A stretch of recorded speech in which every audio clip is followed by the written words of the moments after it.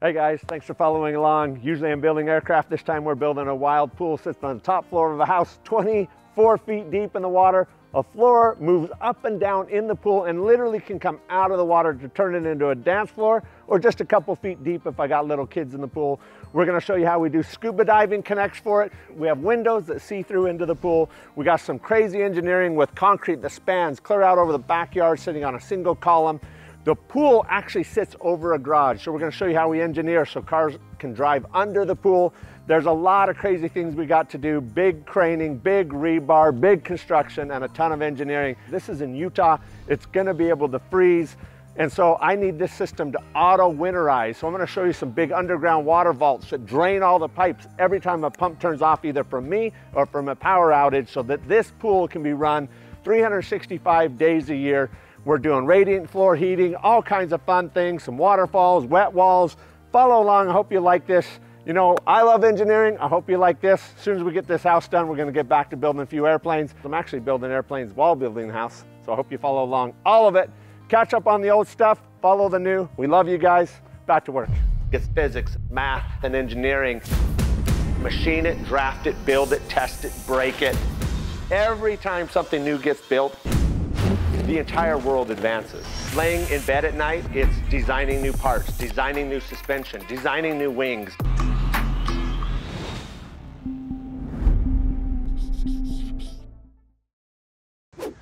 All right, guys, I want to give you a quick walk around tour of the house we're so excited to be building. We just finished doing the wall. My wife, my daughters, my sons, everybody worked on it, knocked it out really fast.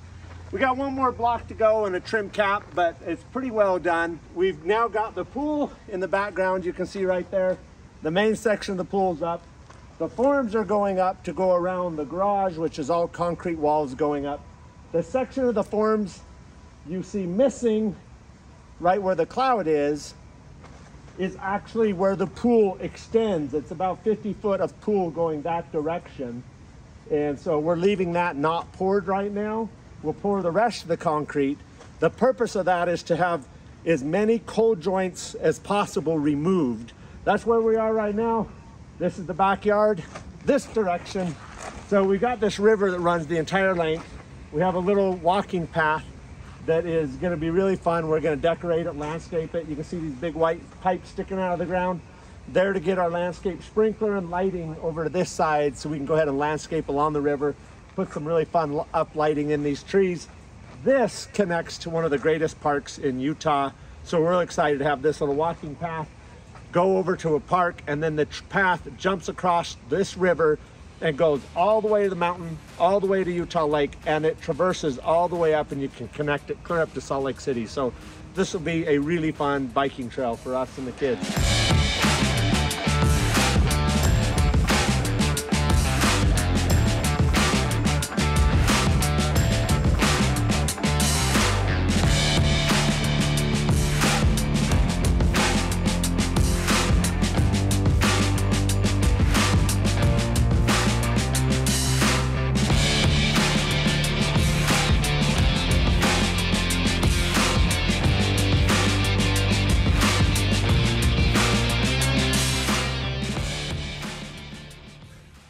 All right, guys, I'm gonna pause right here. I want to talk about probably one of the most asked questions or commented on things about this house build.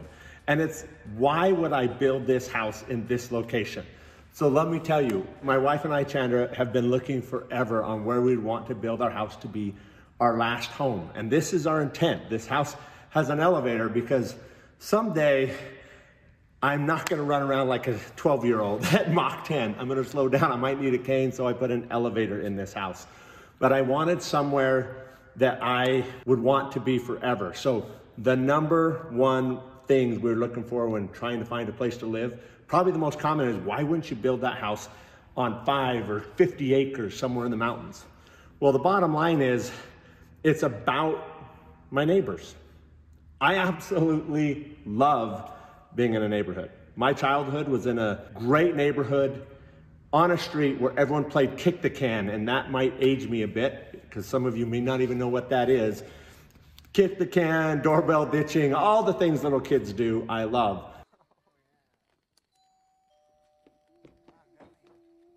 And I love the holidays, and my favorite, oddly enough, it's actually Halloween. I would dress up as a scarecrow, but prior to Halloween night doing that, I had a scarecrow on my front porch for a month. And everyone got to know my scarecrow. And then on Halloween, I inserted myself into it perfectly. You would not know, and including the stinky carved out pumpkin head that I put over my head. I learned real quickly, you gotta decide who you're gonna scare half to death and when not to, because you don't wanna ruin kids and have them crying forever. But adults would come up, and every now and then I would straight up stand up and grab their arm, and I have every year had someone say, I think I peed a little. So I don't know, it's something fun I like to do. You ain't cool unless you pee your pants. Wow. I love the holidays. I love my neighbors. I love being in just a normal community with everybody. So one was the community. I needed to be in a neighborhood. One of my other top priorities was I want to be in the mountains. Who wouldn't? It was hard to find this property. We looked for years. The backyard is all park. Can never be built. So the front of my house, I have a cul-de-sac, a street, and neighbors. I love saying hi to people at the mailbox.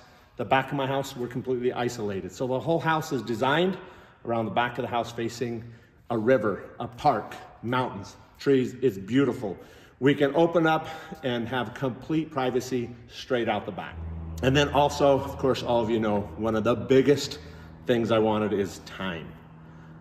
Finding a piece of property up in the mountains, anywhere around we were, meant if there was traffic, you could be 45 minutes to an hour and a half to the airport. This is what I love. I love aviation. And so I started drawing rings from this hangar, this being one of the biggest goals in where I build a house. And I went outward and searched everywhere in a ring going out, trying to find how do I live in a neighborhood, feel like I'm living in the mountains, how do I have a river, everything in one. This is 7 minutes from my house. So that's why I bought where it is. I couldn't be happier. I couldn't be happier with the neighbors. I've even bought the house next door. They were building a spec home right next to where I was gonna build the home for my wife and I and our kids. That house went up for sale and I went, wow, I can save another 15 minutes a day not commuting to the house I'm building and be right next door. So we're super excited to have my brother down the street, a mountain and a river in our backyard, and a community that I can scare the crap out of people on Halloween and decorate up. So we love you guys. This is why we picked the house. There's probably 100 other reasons. But I hope that answers your questions. Let's get back to work. Holy crap. All right, this thing's way heavier than it looks. It's probably near 100 pounds, 1-inch thick plate.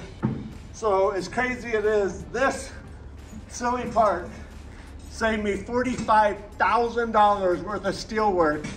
I'll tell you a little bit more about it. I got to install it, but a simple change in engineering, we eliminated all kinds of steel beams and superstructure by that little part. Let's get back to work.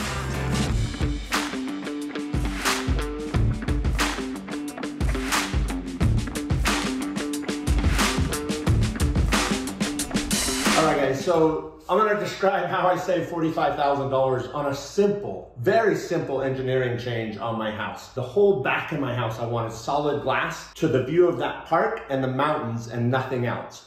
And so I needed to fix the shear wall problem. Anytime you start adding glass to a house, you need to leave sections of wall that are so that in an earthquake, the house can't start to move and topple to the side.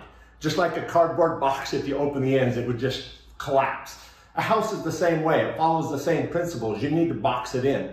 The more glass you add, the harder it is to create the shear moment because glass is not usable typical for shear, especially a traditional house window frame cannot be used for any type of shear. So I've got to put edges.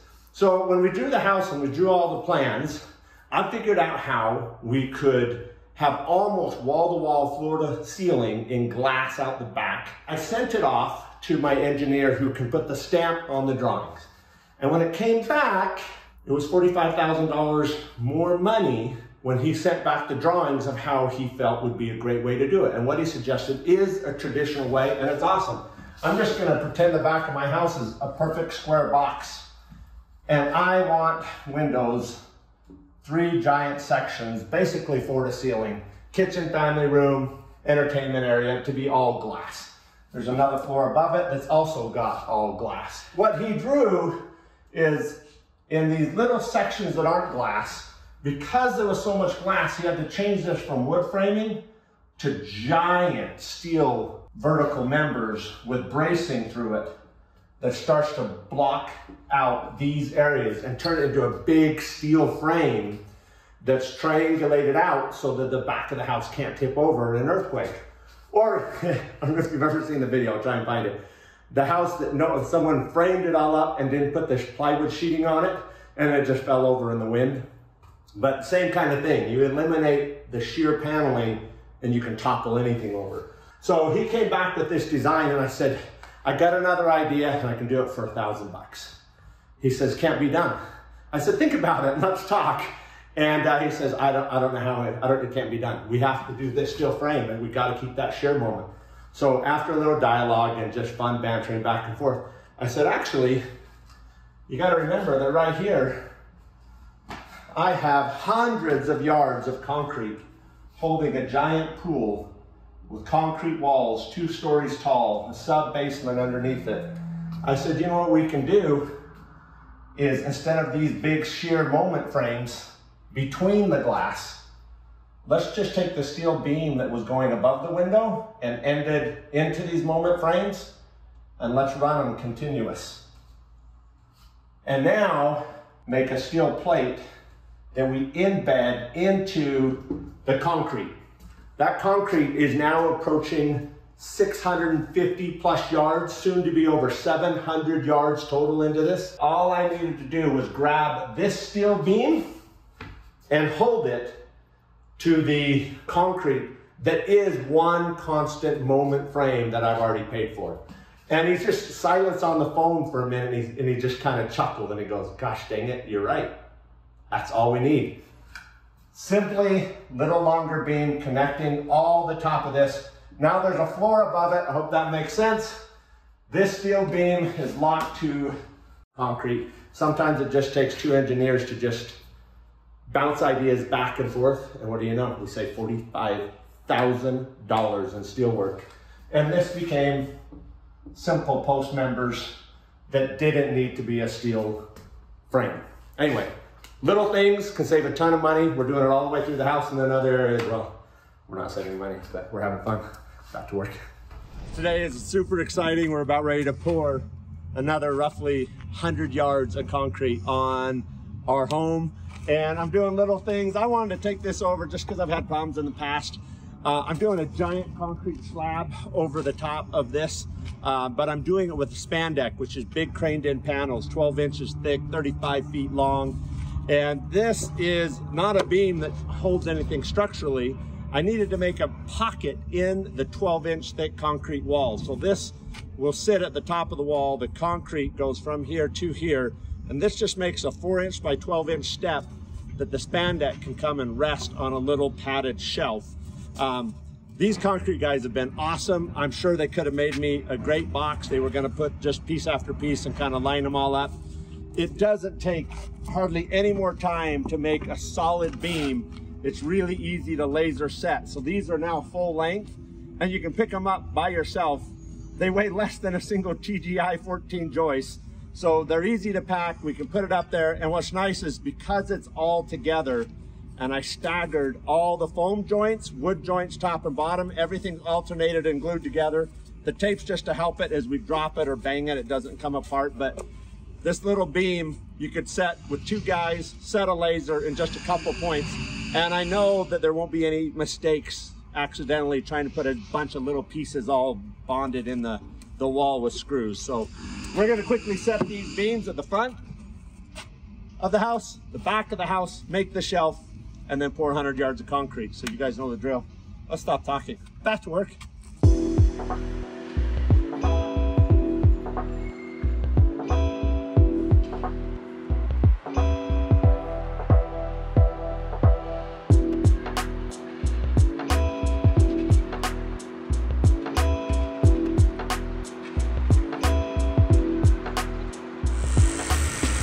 There's my pink beams. Temporary blockouts for the Spandeck panels that go all the way over to to the pool.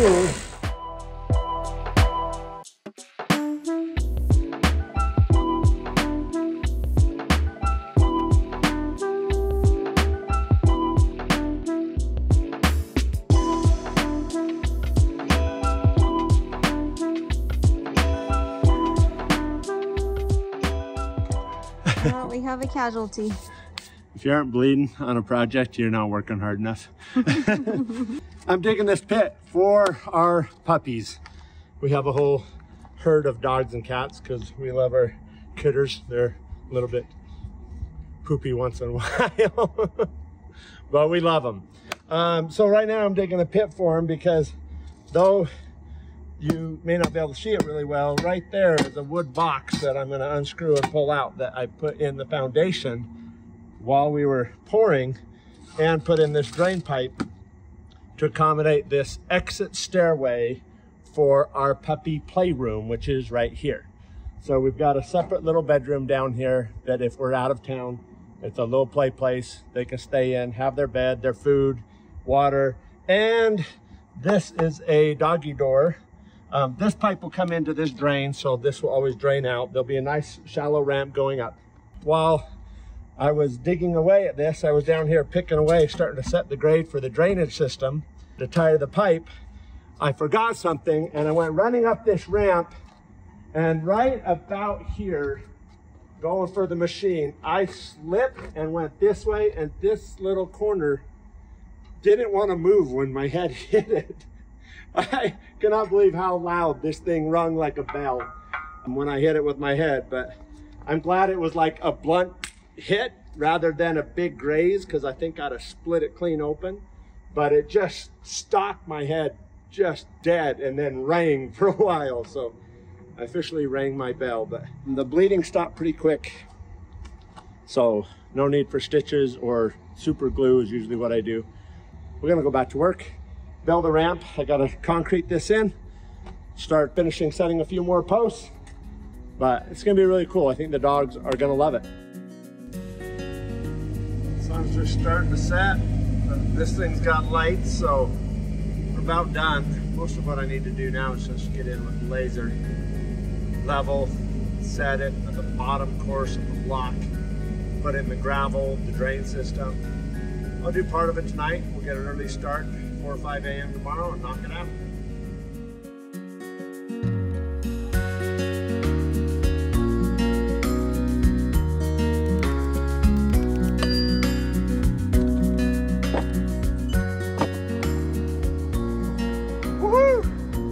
Guys, we've got an army of dogs and cats, mass hysteria, dogs and cats living together, mass hysteria. What movie is that? It's dogs and cats living together, mass hysteria. Oh, I know which one. Maybe you can figure it out. This is the right size that all of our pets can get in and out and step through to this level, wander up the stairs. We're gonna make this a really cool play place back here. So we're gonna put in AstroTurf, gravel flower beds. I'll probably try putting in some fake bushes and trees inside this area because it's where they're going to be going to the bathroom, and I want to be able to just hose it out. That white pipe sticking up right there is going to go to a big long track for a drainage system. All the concrete will slope to it. So this is their restroom and a little play area. So I'll do a big gravel bed. They like, for whatever reason, they like to go in gravel, and that gravel bed will drain to there. So we'll have big high pressure hoses out here. We can rinse it down. Anyway, that's it.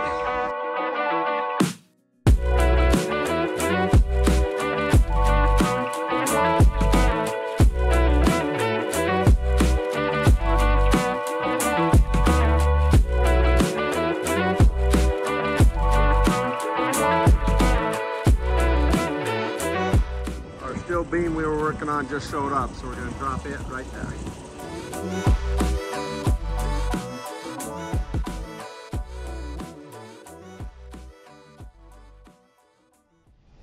All right, guys, I was reading through some of the comments and I absolutely love this, and I thought this would be the time to reply on a video. In an earlier video, I showed building an entire concrete floor. It's like 14 inches thick, double mat bar. It's over top of my movie theater, storage rooms.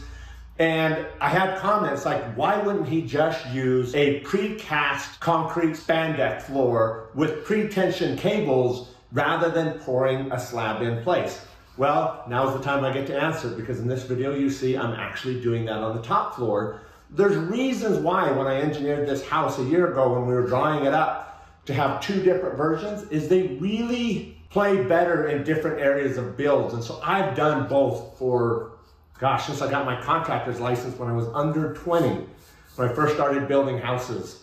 But the pour in place, let me tell you what I like about pour in place. On this, it was inside the garage, over everything else, and I needed to have finished sheetrock, finished everything underneath. And so it was just as easy to go ahead and use lumber, temporarily brace it, and then have anchored bolts into that lumber that get poured into the concrete above it, so that when I'm done pouring the concrete slab, I have my concrete slab for the driveway and the now hanging wood frame that is for sheetrock, electrical insulation, all at one time. The cost to do that was significantly less. Though it's 14 inches and it's solid concrete, it was significantly less to do that than a precast panel. And there's other complications. There's so many rooms and so many bearing load points going up that carry up 20 feet to hold the swimming pool, that I had walls at all kinds of unique intersections that would have meant a whole bunch of little tiny spandeck panels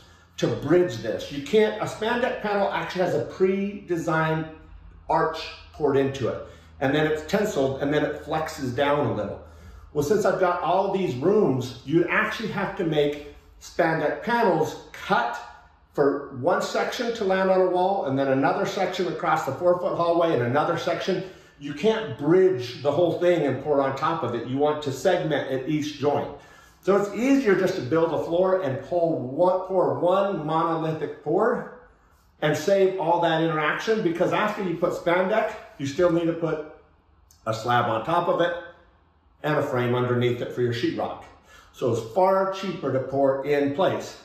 Now the reverse happens. So now I go up 18 more feet, and I've got to put the lid over the garage that doesn't have all the intersecting walls in it. And its spandeck is going to go over and land on the edge of a pool that happens to be a beam suspending in midair that you drive under. The top floor had to be spandeck panels, pre-tensiled, dropped in place.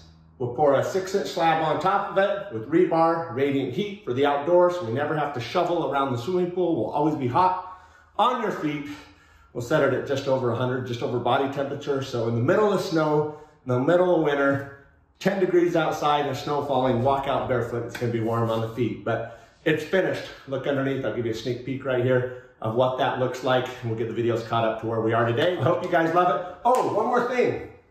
Guys, we're doing this huge giveaway. If you didn't see it in the last video, we're giving away a bunch of stuff. Garmin watch is so cool. Check out the Garmin watch. Watt is giving us some bunch of lights to give away for aircraft. We've got shirts, hats, gear, Draco. Anyone who buys any gear on MikePateys.com gets entered in to win free gear. And then we're able to use some of that money to help people have their first flight experience. Paid for by me through you buying gear and sending people on their first flight experience. And it's working, so it's going full circle. Check that out, MikePateys.com. Get a chance to win all this stuff. If it keeps going like it is, I hope to continually increase the size and gifts that I'm able to give, and in turn return back to general aviation and pay for people's first flight, and hopefully maybe even their entire flight lessons. So watch coming soon. Right now, we want to take you flying. Go to MikePateys.com, sign up to be a recipient, or buy some gear and enter to win free stuff. It all comes back to aviation. We love you guys. You know the drill. Back to work.